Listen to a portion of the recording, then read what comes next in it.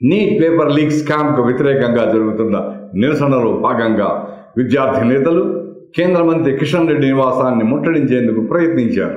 కేంద్ర మంత్రి సికింద్రాబాద్ ఎంపీ కిషన్ రెడ్డికి నీట్ సెగ తగిలింది. నీట్ పేపర్ లీకేజీ వ్యవహారంలో ఎన్డీఏ రద్దు చేయాలని నినదిస్తూ మంత్రి ఇంటిని ముట్టడించారు. ఎమ్మెల్సీ బల్కూర్ వెంకట ఆధ్వర్యంలో విద్యార్థులు నినాదాలు చేస్తూ కేంద్ర మంత్రి నివాసానికి చేరుకున్నారు. పోలీసు భద్రతా వలయాన్ని ఛేదించేందుకు ప్రయత్నించారు. దీంతో పోలీసులు వారిని అదుపులోకి తీసుకుని నల్లగొండ పోలీస్ స్టేషన్కు తరలించారు. నీట్ను నిర్వహించే నేషనల్ టెస్టింగ్ ఏజెన్సీని రద్దు చేయాలని, సుప్రీంకోర్టు సిట్టింగ్ జడ్జి పర్యవేక్షణలో కేంద్ర ప్రభుత్వం విచారణ జరిపించాలని విద్యార్థి సంఘాలు డిమాండ్ చేస్తున్నాయి. విద్యార్థి నేతలకు కేంద్ర మంత్రి అపాయింట్మెంట్ ఇవ్వకపోవడంతో ఇంటిని ముట్టడించే ప్రయత్నం చేశారని వెంకట్ మీడియా ప్రకటనలో తెలిపారు. ఈ పరీక్షకు ఒక్క తెలుగు రాష్ట్రాల నుంచి 60,000 మంది విద్యార్థులు హాజరయ్యారు.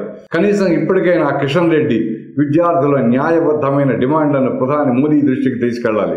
భారతదేశంలోని 24 లక్షల కుటుంబాలకు కేంద్ర ప్రభుత్వం క్షమాపణలు చెప్పాల్సిన సమయం ఆసన్నమైందని బల్కూర్ వెంకట్ అన్నారు.